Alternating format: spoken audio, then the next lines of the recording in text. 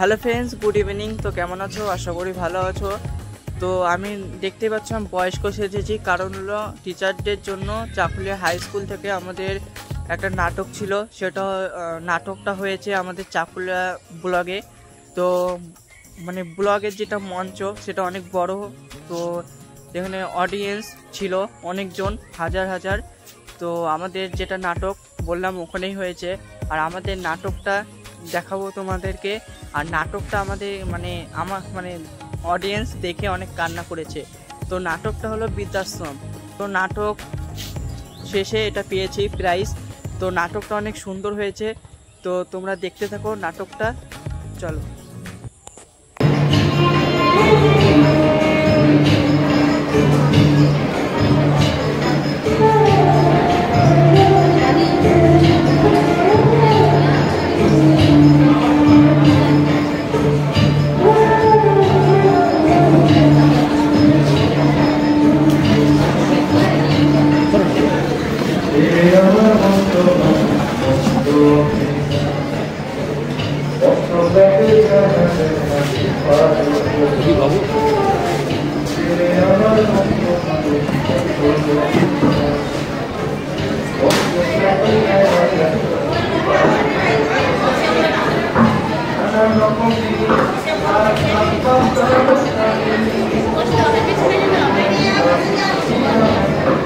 বাবা, মন দিয়ে ভালো করে পড়াশোনা কর।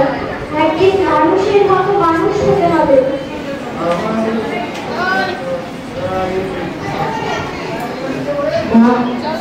তো বাবা নেই, আমার পড়ার খরচ কিভাবে চলবে? তোকে চিন্তা করতে হবে না।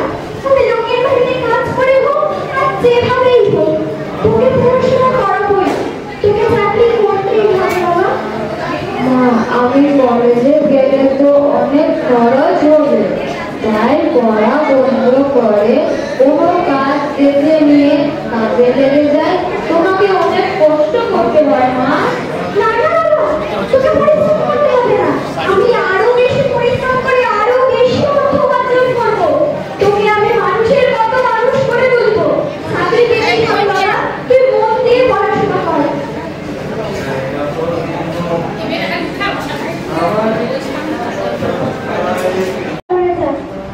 মা, নিজের দিকে খেয়াল কর। দেখিস বাবা, খেয়ালটা যেন থাকে যে একদিন মানুষের মতো মানুষ হতে হবে।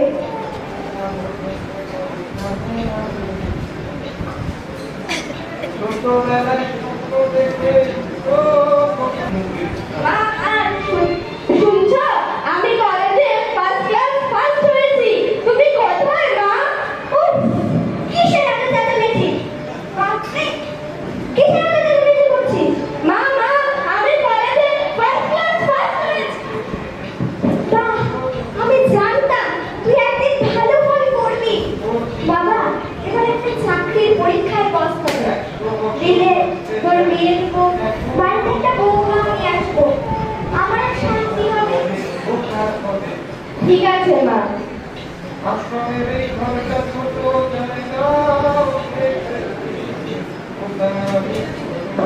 বলছি যে বাড়িতে কেউ আছেন? হ্যাঁ, আমি আছি। বলুন।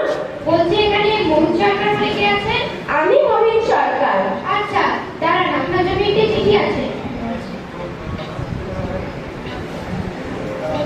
এই নিন, ধরুন আপনার চিঠি। দিন।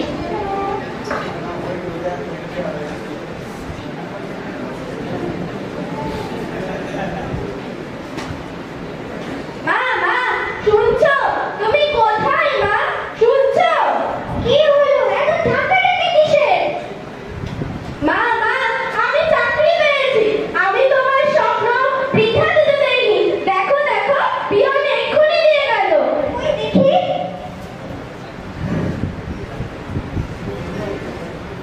বাহ, বাবা তুই চাকরি পেয়েছিস? আমি জানতাম তুই একদিন চাকরি পাবি। বাবা, তাহলে এবার একটা বৌমা খুঁজি। মা, তোমায় কষ্ট করে বৌমা খুঁজতে হবে না। আমার কলেজে প্রিয়া ছিল না, তাকে আমার ভারী পছন্দ। আমি তাকেই বিয়ে করবো। বেশ ভালোই তো। তবে বলে দেখ সে বিয়ে তবে দেখিস বাবা, আমরা যে গরিব, আমি যে ঝিম চাকরি করি, সেগুলো তো আপনি লুকাস না কেন? ঠিক আছে মা।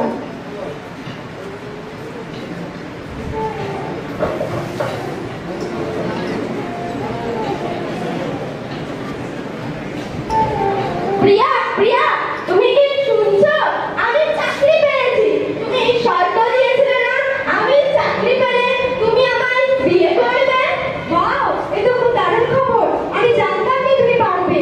আমি জানতাম যে তুমি দারিদ্রতার সাথে লড়াই করে নিশ্চয়ই একদিন সফল হবে। চলো তোমায় মায়ের কাছে নিয়ে যাই। চলো তবে।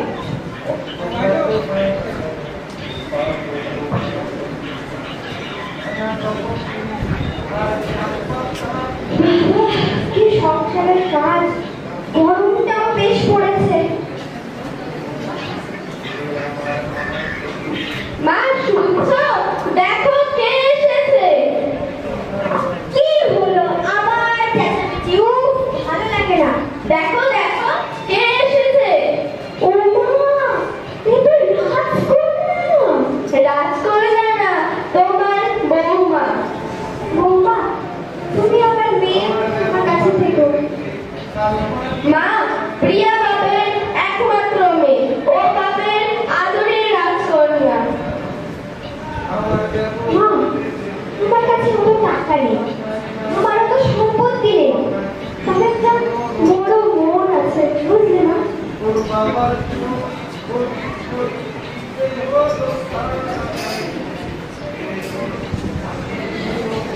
শুনছো? এই জীর্ণ বাড়িতে আমার পক্ষে থাকা সম্ভব নয়। চলো শহরে একটা ফ্ল্যাট কিনি। কি বলছো প্রিয়া তুমি? এই ভিটেতে আমার মা এত কষ্ট করে আমায় বড় করে তুললো, আর এই ভিটেতে আমরা চলে যাব? আর আমাদের সদ্য বিয়ে হয়েছে, লোকে কি বলবে? লোকে নিকুচি করেছে। আমি যেটা বললাম সেটাই করতে হবে। তুমি বোঝার চেষ্টা করো, আমার মা এত কষ্ট করে আমায় বড় করে তুললো, আর আজ আমি ভিটে ছেড়ে চলে যাব মাকে একলা রেখে? আরে মা এখানে একলা কেন থাকবে? মাকে আমরা বৃদ্ধাশ্রমে রেখে আসবো, আর ওখানে অনেক বৃদ্ধ বৃদ্ধাদের মাঝখানে ওরা ভালো লাগবে। কিন্তু মা আমায় এত কষ্ট করে বড় করে তুললো বাবার মৃত্যুর পর, আর আজ মাকে ছেড়ে আমি চলে যাব? তুমি বুঝতে পারছো না। তুমিই তো বুঝতে পারছো না। এই গ্রামের পরিবেশে আমাদের ছেলে মেয়েদের মানুষ করা যাবে না। তাদের চাই একটা শহরের পরিবেশ। নইলে থাকো তুমি তোমার মাকে নিয়ে গ্রামে, আমি চলে যাবো আমার বাবার বাড়ি। না না, আমি এখন তোমাকে ছাড়া অন্য কিছু ভাবতেই পারি না। তবে কালই চলো, মাকে বৃদ্ধাশ্রমে রেখে আসি। মা, আমি ঠিক করেছি, এই বাড়িটাকে না ঠিক করে ফেলবো। এই জোড়া জীর্ণ বাড়িতে তোমার থাকতে খুব অসুবিধা হবে। যদিও তুমি বাপের একমাত্র কন্যা। কি বলছেন কি? এই জীর্ণ বাড়ি আপনি আপনার ঠিক করাবেন? আমরা দুজনে সিদ্ধান্ত নিয়েছি যে আপনাকে বৃদ্ধাশ্রমে রেখে আসবো এবং আমরা শহরে ফ্ল্যাটে চলে যাবো। কি বলছেন বাবা? আমি আমার সঙ্গে এই ভিটে ছেড়ে কোথাও যাবো না। তুমি নিজের সুখের জন্য চলে যেতে পারো, আমি আমার সঙ্গে এই ভিটে যাবো না কোথাও। মা, তুমি বৃদ্ধাশ্রমে আরামে থাকবে। সেখানে অনেক বৃদ্ধ বৃদ্ধাদের মাঝে তুমি বেশ আরামে থাকবে। বাবা, তুমি বলবি না? তুমি যখন 2 বছরের ছোট, তখন তোর বাবা আমাকে ছেড়ে এই দুনিয়া ছেড়ে চলে গিয়েছে। কত কষ্ট হাসি মুখে সহ্য করেছি শুধু তোকে মানুষের মতো মানুষ করার জন্য। আর আমার বৃদ্ধ বয়সে তুই আমাকে এরকম করে ফেলে দিচ্ছিস? বাবা, আমি তো মা, আমি তোকে এরকম করে ফেলে দিতে পারবো না। তুই আমাকে এরকম করে ফেলে দিস না বাবা, এরকম করে ফেলে দিস না। না মা, আমি তোমায় ফেলে দিচ্ছি না। বৃদ্ধাশ্রম তোমার জন্য উপযুক্ত। চলে চলে দেরি হয়ে যাচ্ছে তো আবার।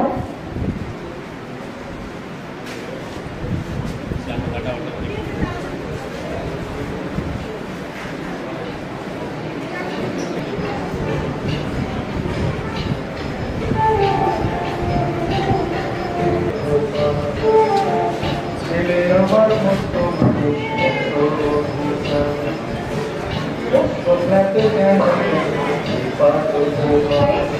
আসুন আসুন। কি মাকে বৃদ্ধাশ্রমে রাখবেন? তবে এই ফর্মটা ফিল আপ করবে, আর মায়ের আধার কার্ড আর ভোটার কার্ডটা জেরক্স যেন দিতে ভুলবেন না।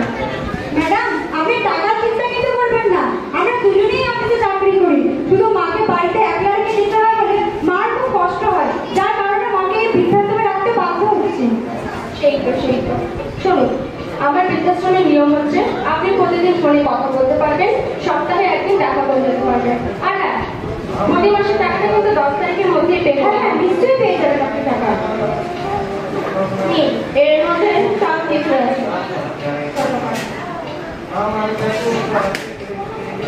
বাবা, বাবা রে, বাবা নিয়ে গেলে দাস না বাবা, দাস না আমাকে, আমি তোমার সাথে থাকতে পারবো না। না, তুমি চিন্তা করো না, আমি তোমাকে প্রতিদিন ফোন করব এবং সপ্তাহে এসে একদিন দেখা করে যাব।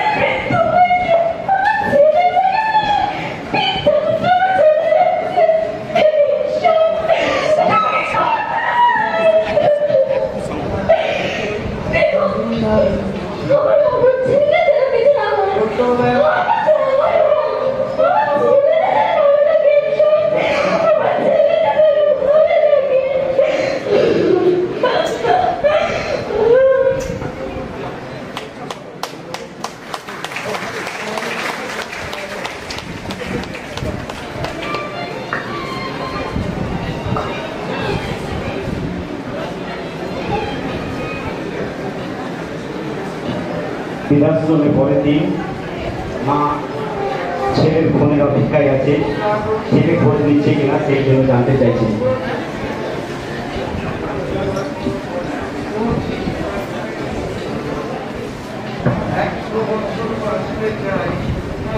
দিদিমণি, একটা বাবা ফোন করেনি? দেখো দিদি, বড় ছেলে ভালো বলে কি তার মাকে বৃদ্ধাশ্রমে রেখে যায়? দীর্ঘ শিক্ষকতার জীবনের পর আপনাদের মতো মা বাবাদের কথা মনে করেই তো এই বৃদ্ধাশ্রম 25 বছর ধরে চালাচ্ছে। সবাই ভুলে যায় এই মমতা হয়ে মায়ের কথা, ভুলে যায় এক পৃথিবীর সমান বাবার কথা, যে মা 10 মাস 10 দিন নিজের গর্ভে রেখে পৃথিবীর আলো দেখিয়েছিল, চোখে আলো ফুটিয়েছিল, মাথায় চুম্বন দিয়ে মুখে হাসি ফুটিয়েছিল।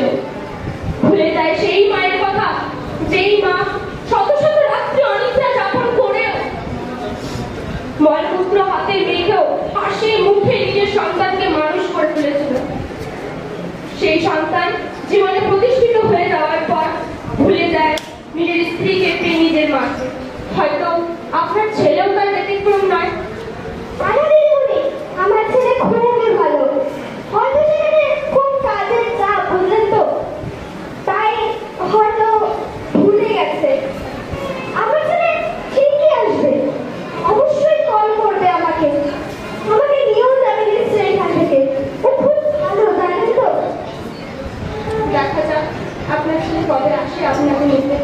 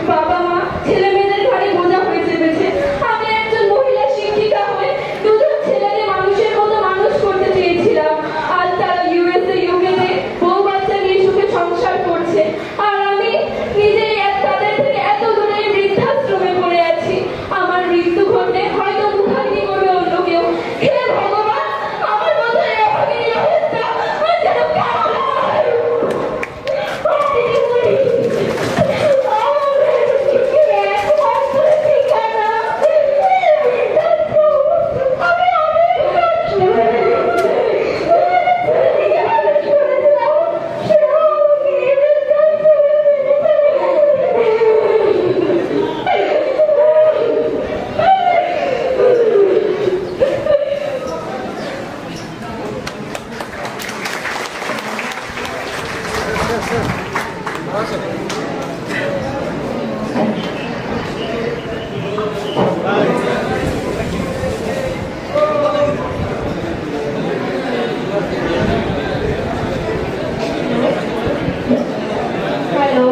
এটা কি বৃদ্ধাশ্রম?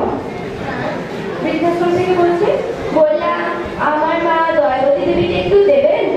ও আচ্ছা, এতদিন পর মনে পড়লো বলতে। দাঁড়া, দয়াবতী দি, ও দয়াবতী দি শুনছেন? আপনার ছেলে ফোন করেছে। কোথায় দেখলেন? আমি বলেছিলাম না আমার ছেলে ঠিকই ফোন করবে। হ্যালো, হ্যাঁ বাবা, কেমন আছিস তুই? তোর মা কেমন আছে? সেখানে বুঝি খুব কাজের চাপ রে? আর আমাকে ভুলে গেছিলি? বাবা, আমাকে কবে এখানে নিয়ে যাবি? তোর মুখখানা যেন কতদিন দেখি না। আমাকে এখান থেকে নিয়ে যা রে। তোদেরকে ছাড়াতে এখানে একদম ভালো নেই। এই বৃদ্ধাশ্রমে না আমার কেমন দম বন্ধ বন্ধ লাগে। আমাকে নিয়ে যা এখান থেকে।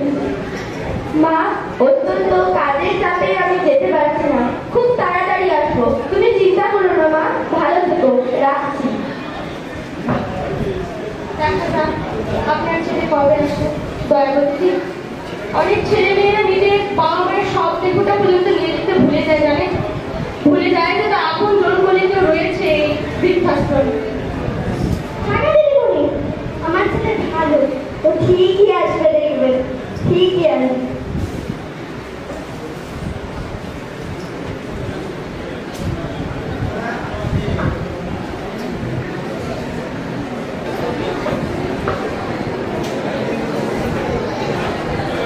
দিয়া, শুনছো?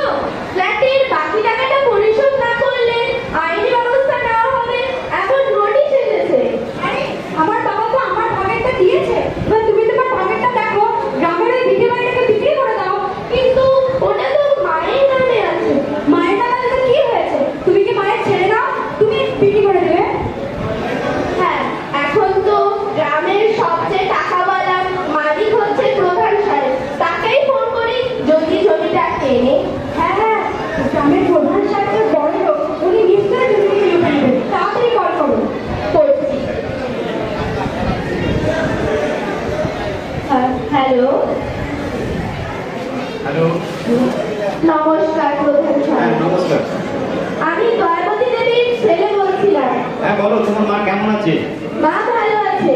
বললাম আমি আমাদের ভিটেটা বিক্রি করতে চেয়েছিলাম।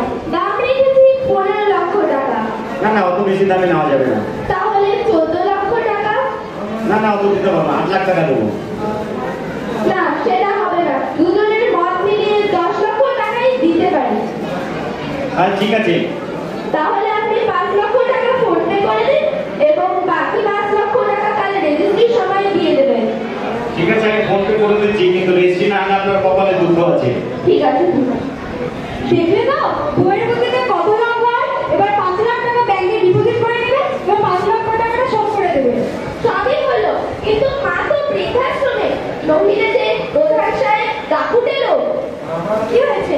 মাকে বৃদ্ধাশ্রম থেকে নিয়ে রেজিস্ট্রি অফিসে যাবে, কাজ হলে আবার মাকে বৃদ্ধাশ্রমে রেখে আসবে। ঠিক আছে, তাই করবো।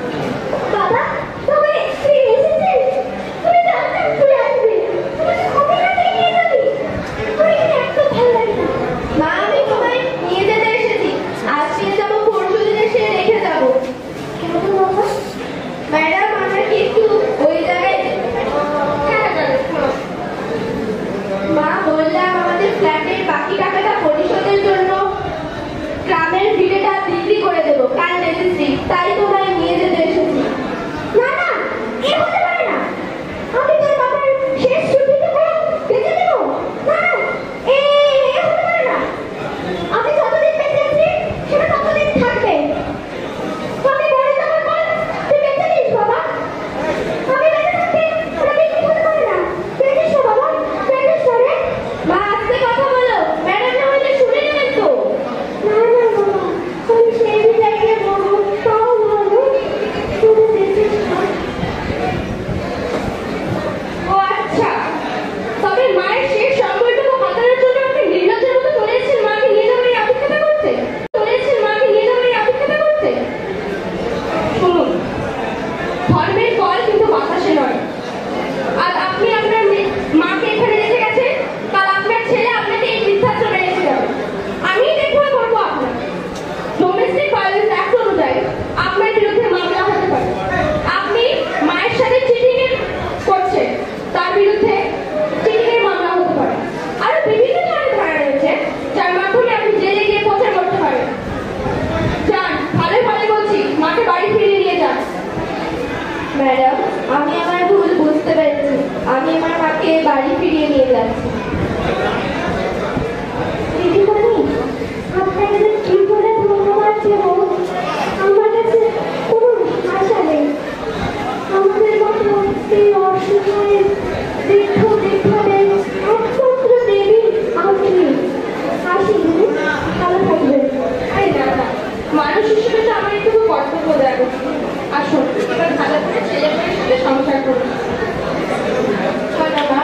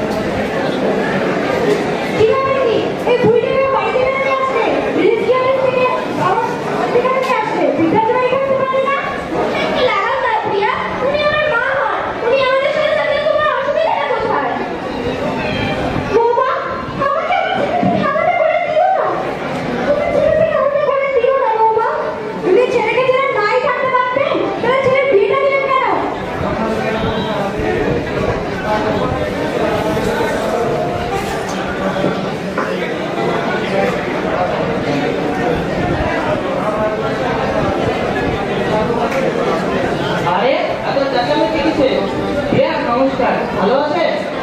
হ্যাঁ, নমস্কার। আপনি ভালো আছেন তো? বসুন বসুন বসুন বসুন।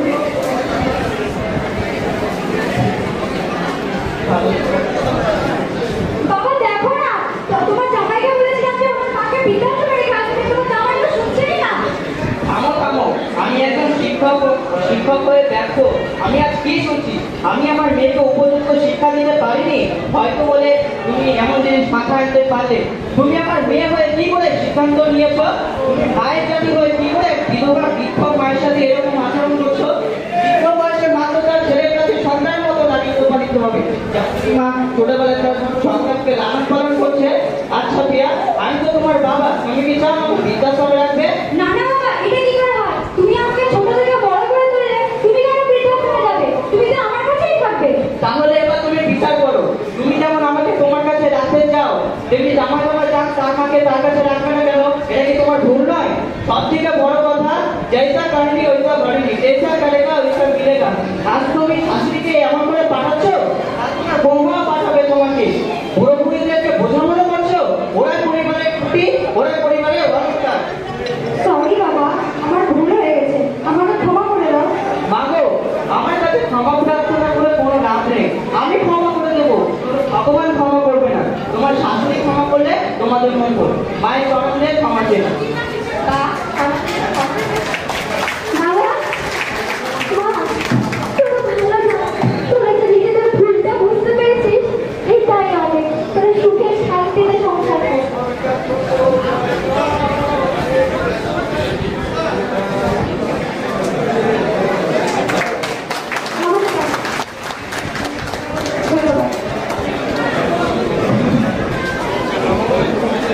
নাটকটা কেমন লেগেছে ফ্রেন্ডস? তো আমি আশা করি ভালোই লেগেছে। তো বললাম অনেক লোক কেঁদে দিয়েছিল আমাদের নাটক দেখে, তো তার জন্য আমরা এটা পেয়েছি বললাম। তো এই ভিডিওটা ভালো লাগলে লাইক, কমেন্ট এবং শেয়ার, সাবস্ক্রাইব করে দিও। তো টাটা, নেক্সট ব্লগে দেখা হচ্ছে।